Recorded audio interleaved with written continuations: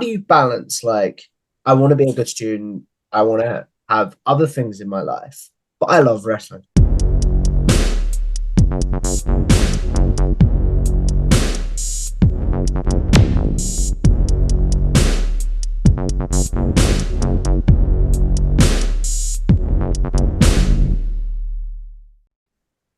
What's going on, guys? It's your boy Tom Talk Trash, and stand back for another interview. This time, I'm joined by Josh to discuss wrestling with real life and how he balances his wrestling fandom with regular life without being a content creator. So, welcome to the show.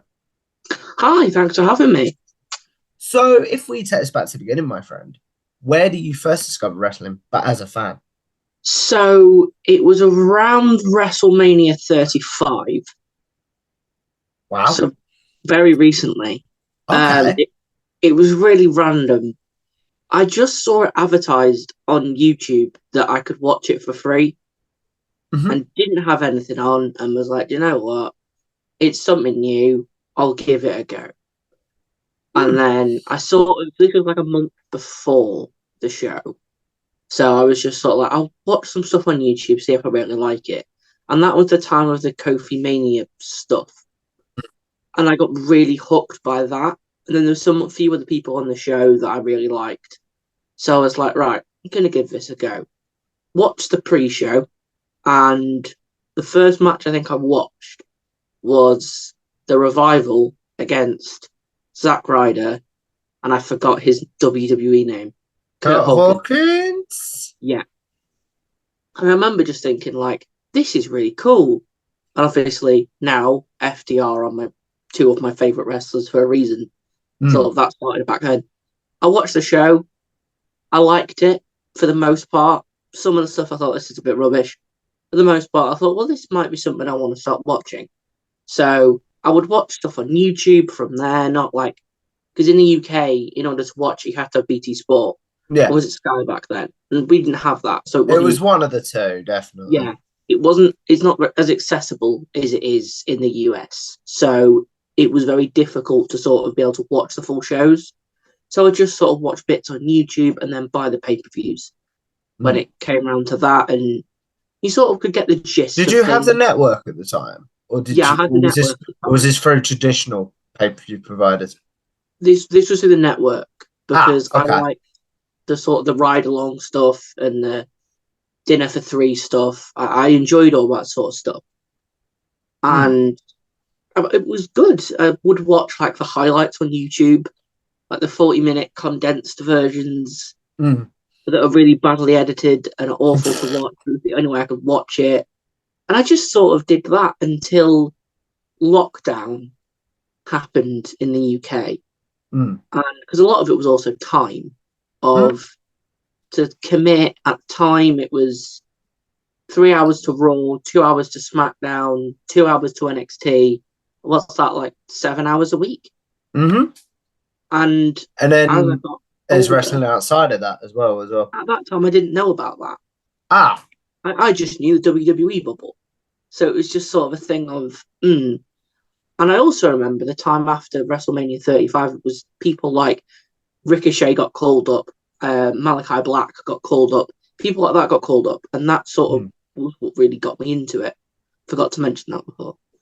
Ah. So when it got to lockdown and COVID and everything like that, I sort of had the time to do that. And luckily, around that time, my mum got a text from EE to say she had a year free BT Sport app. So it aligned perfectly in the fact that I had nothing to do and I could sit here and watch Raw on a Tuesday, NXT on a Wednesday, and SmackDown on a Saturday. Mm. And I could watch the pay per views live on a Sunday night. And that was sort of what was like amazing for me. And that was the Yeah. first time I like was properly into it. I started to collect all the things behind me at that time. Because what else are you meant to do than search through eBay and try and find things people have signed? At Anything that else to time. do? So, and then it was around the time of COVID that actually it was just after COVID at this point I'd sort of worked out what indie wrestling was Mm. through Will Ospreay because I'd seen his matches against Ricochet and been like, what is this? How am I not watching this every week?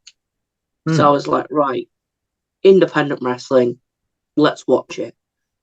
And then I sort of, as people got released and they would do indie stuff, I would buy the occasional indie show. I remember buying the GCW show, where it was Matt Cardona and Joey Janela, Ali Catch versus Ruby Soho. And I remember the best thing about the show was the Ruby Soho match. And then the pre-show battle royal was really good. And then the rest just wasn't for me. Oh yeah. But I bought it. I watched it. It wasn't great. But with me, I always like to try different styles of wrestling.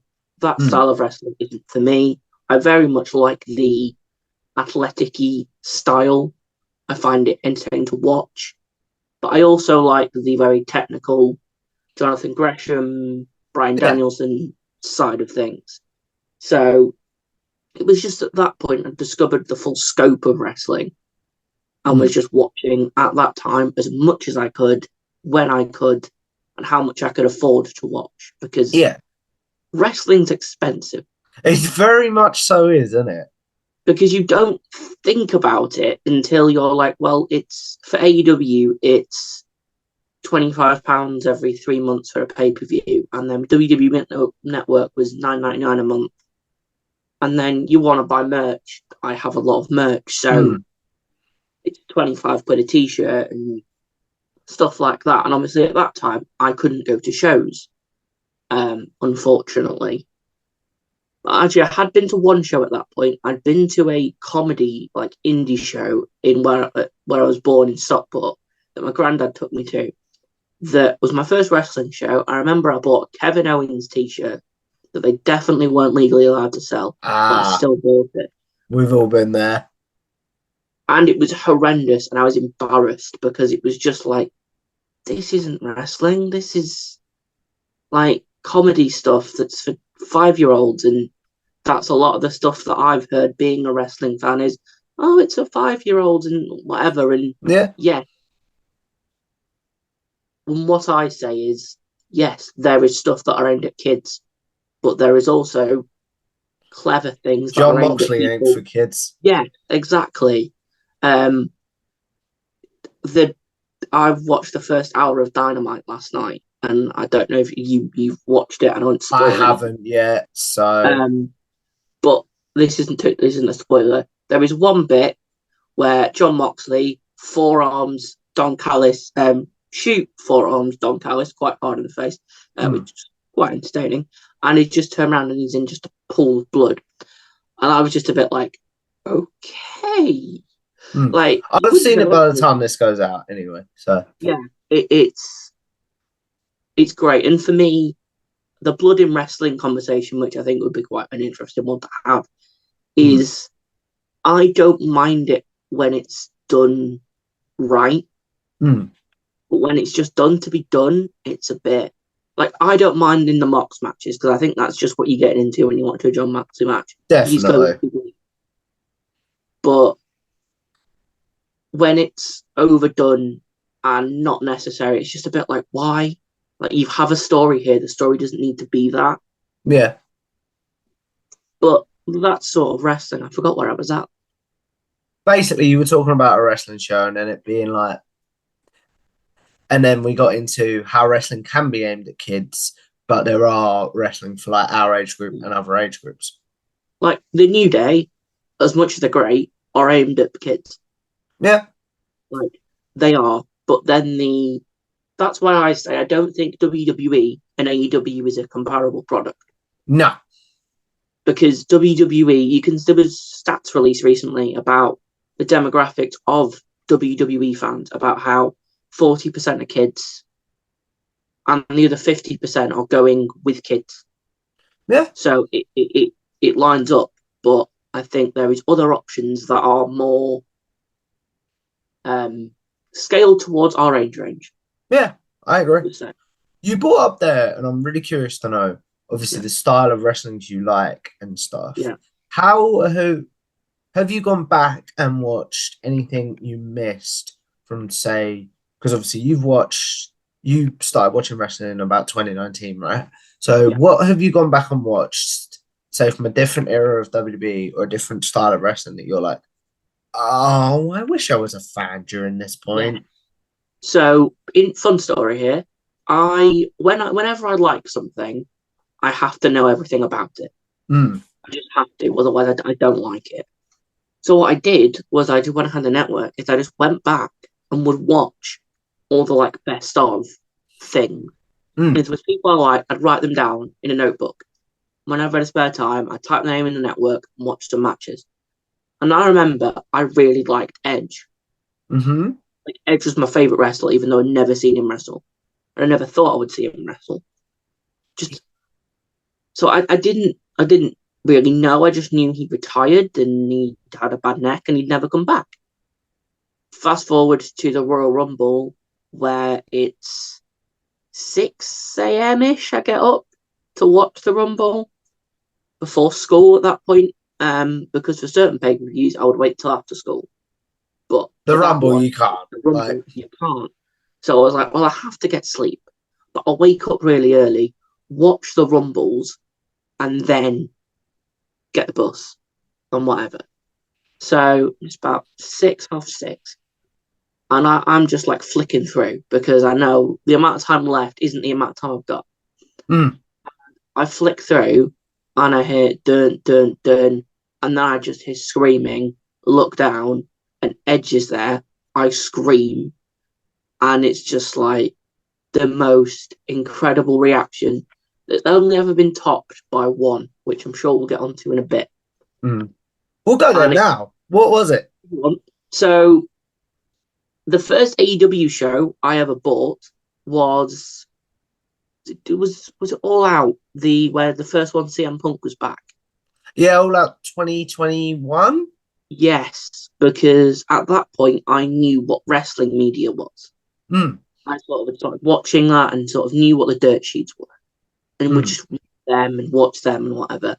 And I didn't buy it for CM Punk because I wasn't a big fan of CM Punk, but I bought it because the TV was so compelling leading up to that, and there was people like Kenny Omega there, the Bucks there, and people like that that made me really interested. And then I also heard that my favorite wrestler Adam Cole could be showing up. So I was like, mm. right, this product seems really fun. I'm just going to give it a go. Bought the pay per view, loved it. Ruby Soho turned up, another one of my favorite wrestlers, which Mm. was just like, what? And it was just an amazing show. And then I was hooked from then.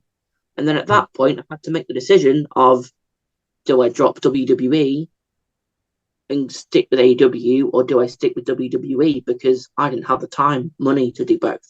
You talked about there not having to pick one. So what but we also know there's a lot of tribalism in wrestling, right? It really How is. do you feel like you can be a fan of one product but not? I'll ask you this. Which one did you drop first? What one did you choose, first of all? I dropped WWE. Okay. It didn't mean I didn't enjoy the product. It was just a more financially, what am I going to get the most enjoyment out of? Hmm.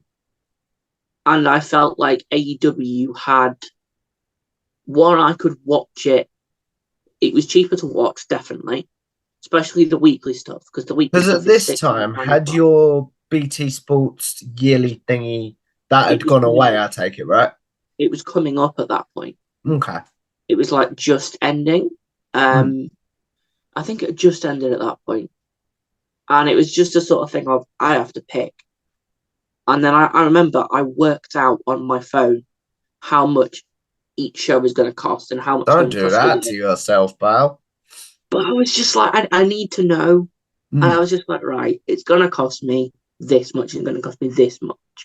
And it was like with AEW, at this point, I'd been to, not been to an indie show at this point, but I'd been to a house show at this point. And I Mm-hmm. wanted to explore that more. So it's just like, right, which one am I going to find the most amount of enjoyment in? And am I going to be able to keep up with? And AEW was the easy answer because Mm. you've got Dynamite on a Wednesday, and then you've got Rampage on a Friday, and a pay-per-view. And Dark Elevation wasn't there yet, but Dark. So you could watch it, and it was easy. Mm. And I think that product was more styled towards me. Yeah. FTR were there, Bucks were there, Omega was there. Now Ruby, Adam Cole, Bryan Danielson had also just shown up, and loads of other people as well. And I'm just like, right, this is cool.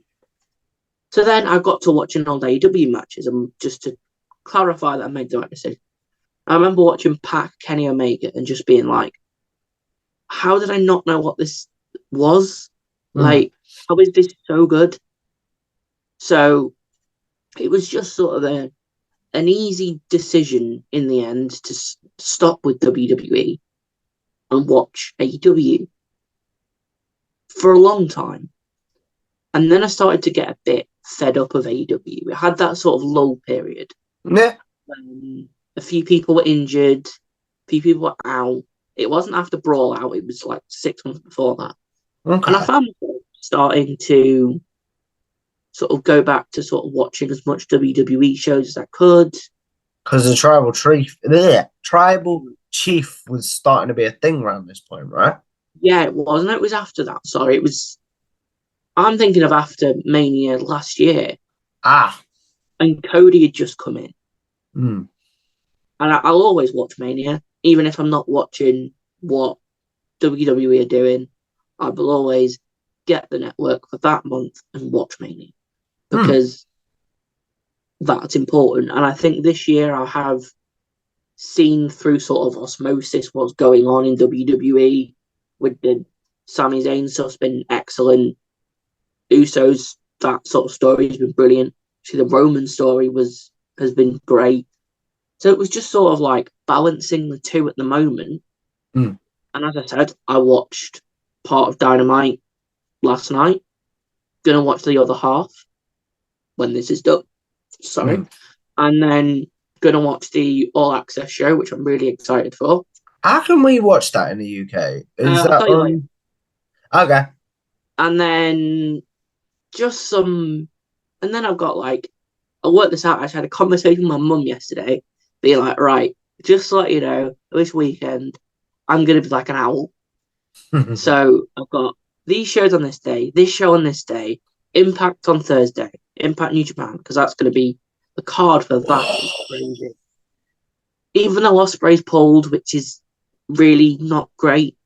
But I'm sure we'll talk a bit more about Will Ospreay later, which is quite ironic that the match he got injured in was the match I saw him in,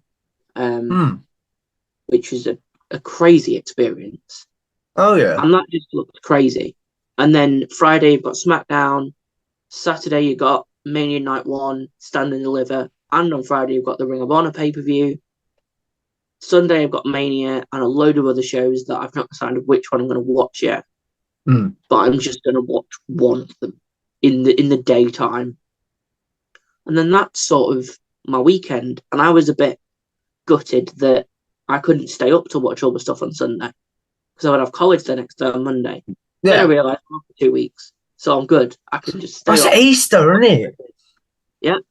So, yeah. So when you go through all those shows and you talk about, oh, I've got all this I could watch, I've got this I could watch, do you view, like, A, 2 questions. Do you view becoming a wrestling fan as a success? And then B, do you think it's a good time to be a wrestling fan overall with the amount of choice we've got? Yes, I think becoming a wrestling fan has been a really good decision because it's allowed me to be independent in a way that I never had done before and gave me a lot of confidence with things. Okay. For example, it was my first ever indie show I ever went to by myself after COVID. I went to a Rev Pro show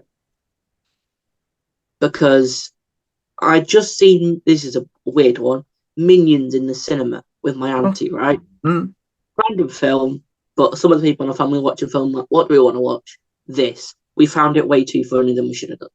So then I'm just scrolling through Instagram because our show finished like half an hour before our mums and my granny's. And I was just like, wait, Pac's in the UK? Wait, Pac's defending the title in Manchester tomorrow? I was in Stockport.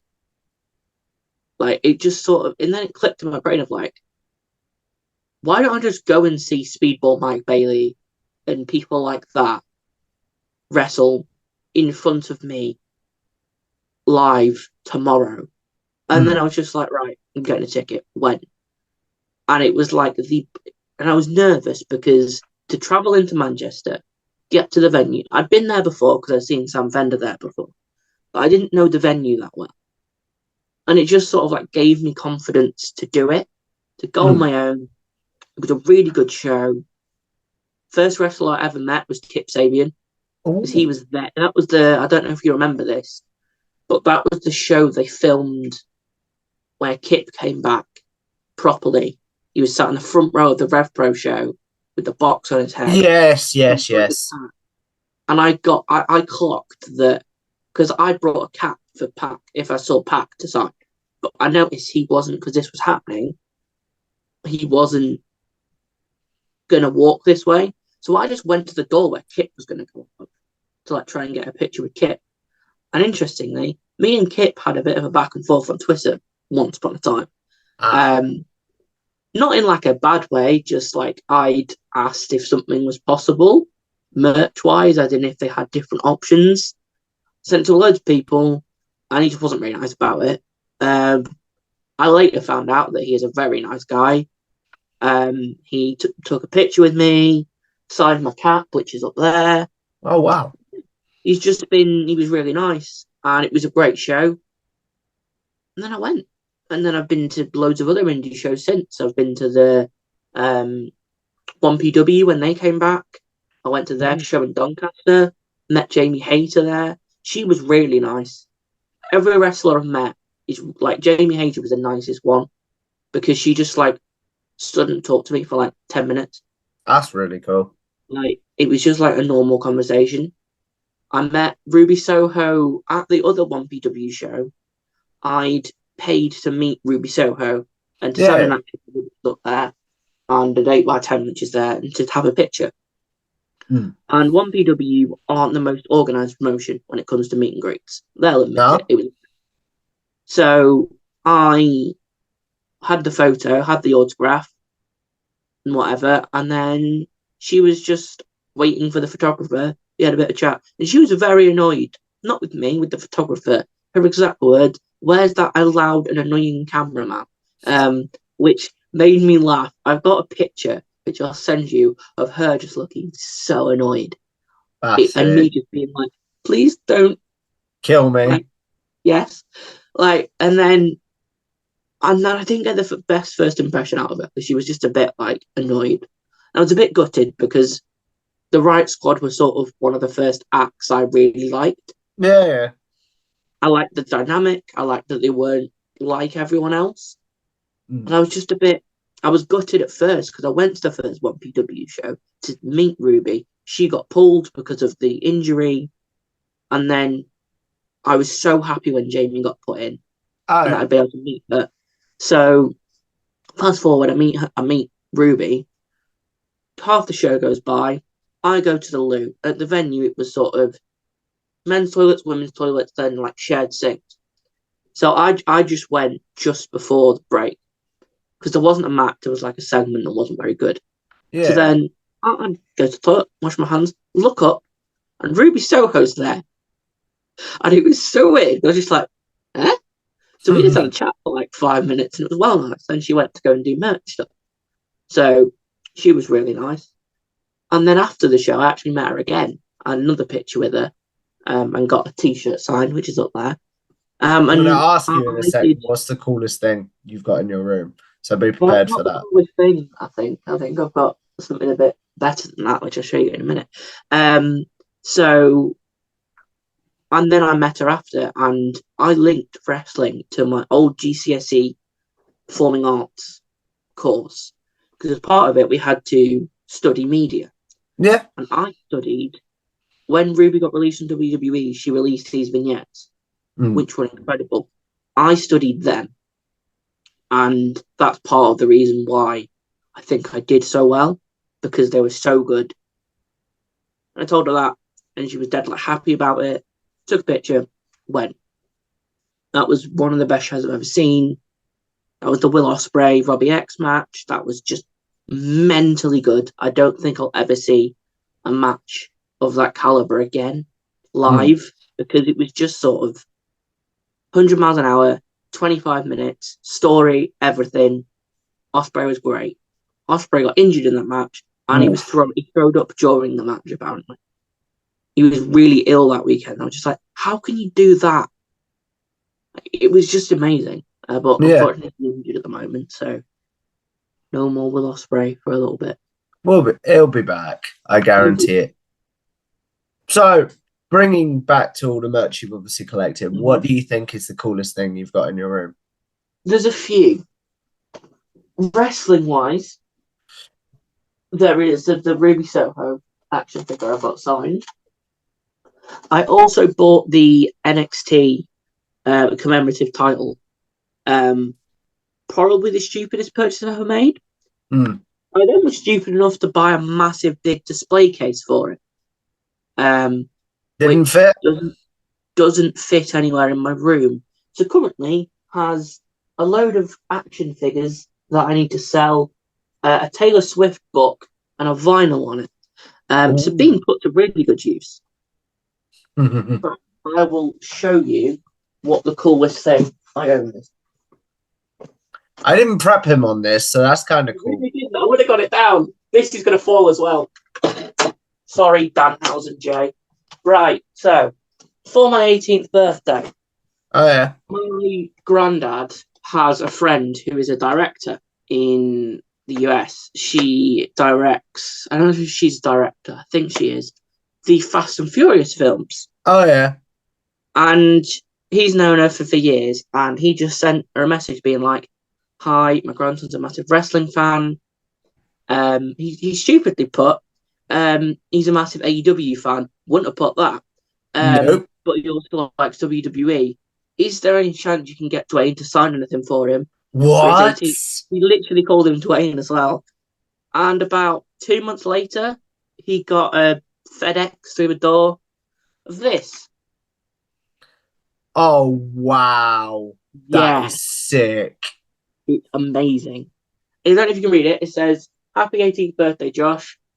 Have fun and stay cool. Signed by The Rock. That is sick, man. Really cool. Other cool things I have autographs from the Young Bucks and Adam Cole. I'm meeting Adam Cole at the end of next month, end of April, which I'm so excited about. Around when this is, to be totally honest with you. Yeah, I'm really excited to meet him. That's really cool, man. How's that coming about then? So he's doing a For the Love of Wrestling, a wrestling convention in Manchester. He's there. And when I saw that, I was like, because I wasn't sure whether to go. Because I'd always wanted to go to one of these sort of wrestling Comic-Con things. Yeah. Like, I'm not going to go because they're really expensive. I know, I looked as well. It's like £40 to get in. And then to meet people, it's ridiculous. But I was like, the only people I'm going to pay to see are FTR, Adam Cole, and Keith Lee. They will be the three. FTR gets announced. And then I'm like, ooh, I kind of need to go to this. Yeah. But also, I refuse to pay £60 to have a photograph. I think that's just stupid. I agree. Honest. And then Adam Cole gets announced. And I'm like, well, Adam Cole is literally my favourite wrestler ever. I'm not missing out on this. No. Luckily, I had some money from my 18th. Just like, right, I'm booking it. So I booked that. I'm going to that, meeting him. I don't know if I'm going to meet Brett as well. I might do. But I haven't decided yet. Again, that depends to how much it is. Because it does. And yeah, it's just going to be a fun day. That sounds really cool. So with you, how do you balance, because obviously you brought up you're still in college, and I'm really curious to know this, as we look at wrapping this up, because we've been talking for about half an hour ish. How do you balance, like, I want to be a good student, I want to have other things in my life, but I love wrestling. How do you balance, like, you talked about Mania weekend falling on the Easter that you've got off anyway. How would you balance stuff like that if you were like, I've got to get up tomorrow? How would you balance your wrestling fandom? Or how do you balance your wrestling fandom This might be a with bit your of a college long work? explanation, but it's That's the cool. best It's way of content, man. putting it. So when I first started in college, I actually only have 3 days on site. Hmm. So when it was last year, it was Tuesday. It was Tuesday, Thursday, Friday. Hmm. So it worked because I could watch the pay-per-views on the Sunday night, sleep in Monday would be fine, watch Dynamite on a Wednesday night without missing anything. It was fine. And then this year happened. So last year it was fine. I could watch all the wrestling I would normally. Didn't affect me. And then this year it really did because I'm in Monday, Tuesday, Wednesday. Yeah. So I can't.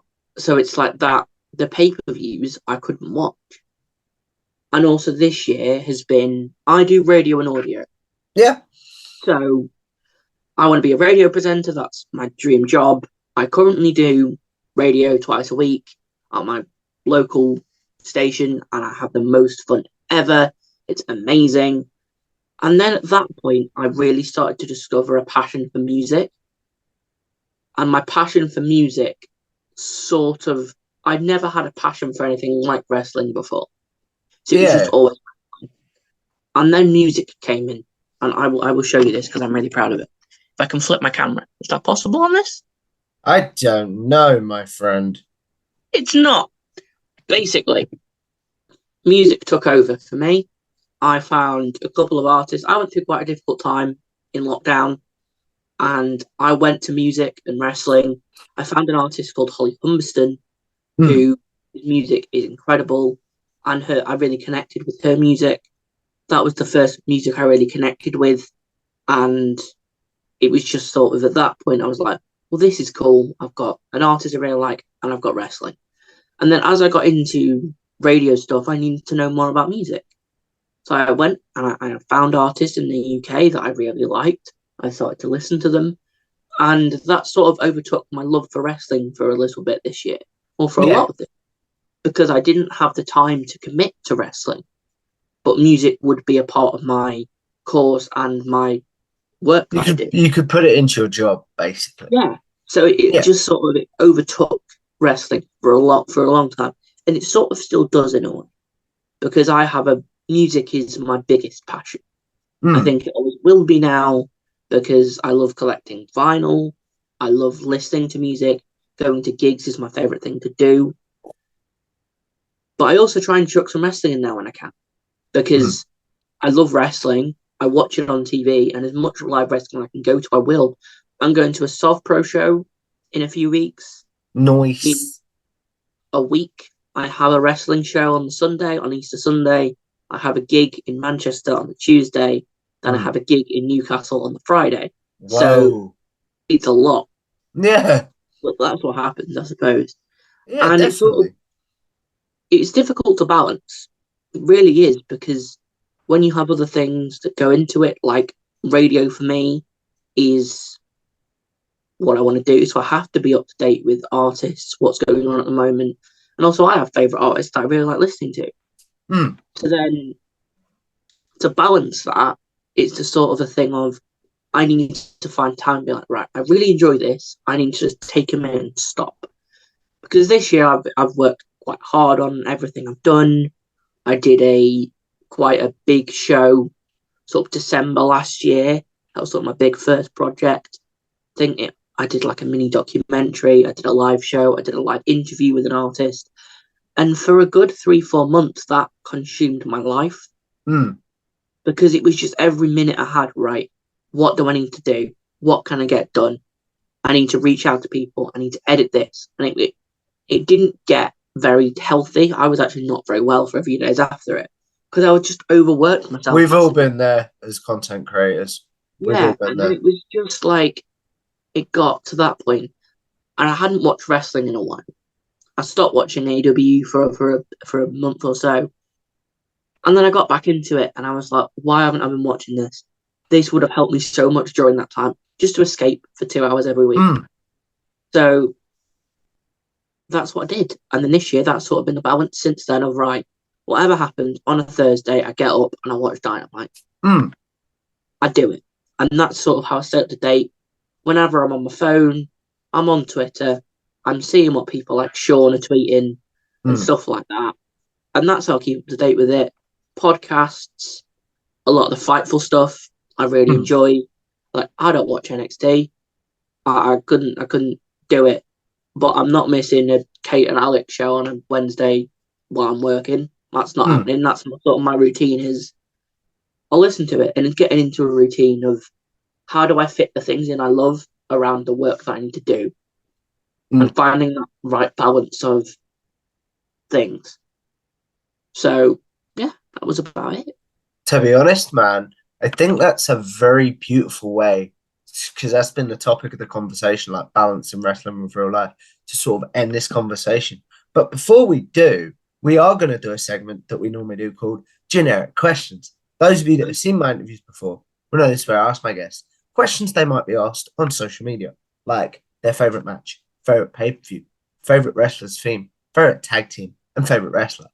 Basically questions that Josh might be asked, and he'll have a place to be like, I've answered this. Please go watch this, so you'll never have to answer them again. So what's your favourite match of all time? My favourite match is Johnny Gargano versus Adam Cole in the 2 out of 3 falls match, where it started normal, then got Extreme Rules, then got Steel Cage. Is that the one where Johnny just whacks him with a chair at one point and then just smiles like a Cheshire cat? That's the one where Johnny Gargano and Adam Cole nearly die going through a table from the top of the cell. Oh, is that the third one where they both picked the stipulation? Yeah, it's like the 3 stages of picks hell the one. weird cage thingy. Yeah. Oh yeah. That one I love. I've not watched that match in a long time. I need to go. You know what? I'm going to sit down today and I'm going to watch that because I haven't watched that in ages. I think I will as well. Anyway, favorite pay-per-view? Favorite pay-per-view is probably the one we spoke about before. All Out? All Out, yeah. Or Forbidden Door. They're both really good choices. Favorite wrestler's theme? Oh, I'm going to go for a generic one. I'm going to go for Edge's theme because I just love that theme so much. Okay.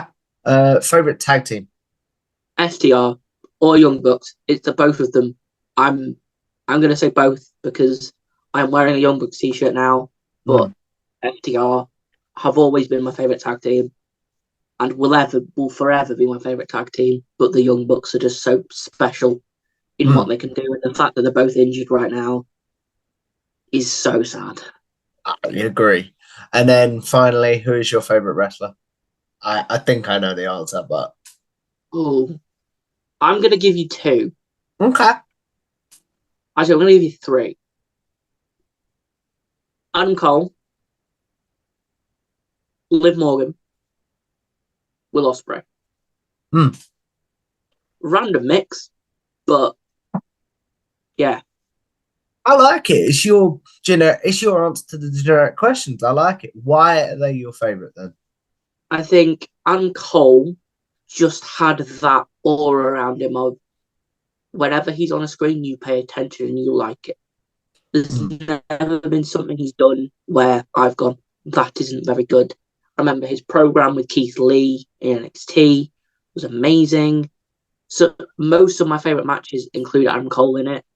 I think he's just very likable. And that's going to be the common theme with a lot of the people I like, is they are extremely likable. Fair enough.